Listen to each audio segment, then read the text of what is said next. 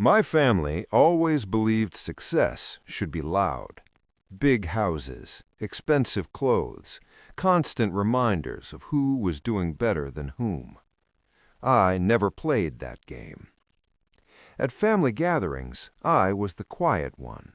No flashy watch, no stories about business deals or vacations. I drove an old truck and wore the same jacket I'd owned for years. They called it simple. Sometimes they called it sad. Behind my back, and occasionally to my face, they joked that I hadn't amounted to much, that military service was honorable, sure, but not exactly profitable. I didn't argue. In the service, you learn early that not every insult deserves a response. The jokes grew louder when my sister announced her engagement. Her fiancé was successful, well-spoken, and clearly impressed with himself. At the engagement dinner, the table buzzed with conversation about money, careers, and future plans. Then someone turned to me. "So," they asked, politely, smiling, "what are you doing these days?" I answered simply, "I'm still serving." A few chuckles followed.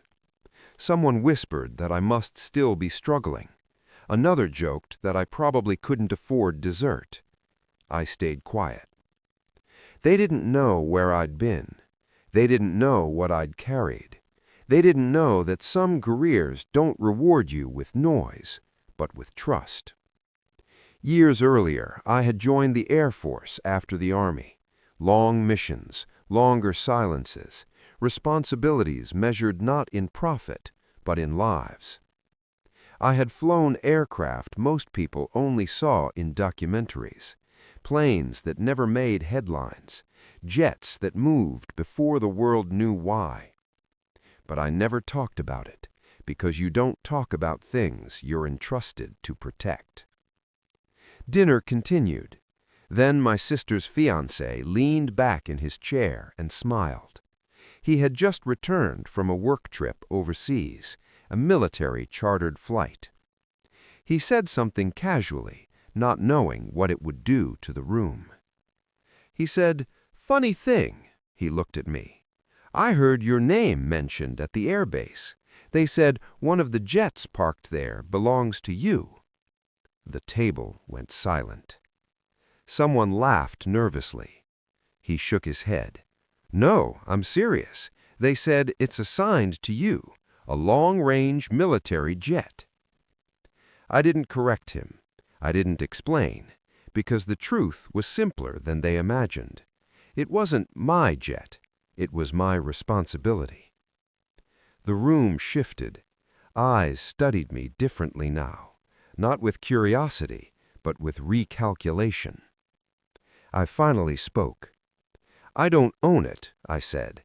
"I fly it when the country needs me to." No one laughed after that. My family didn't suddenly applaud. They didn't apologize, but they understood something they hadn't before. Success isn't always visible. Some people build wealth. Others are trusted with national responsibility. In the military, you learn this early.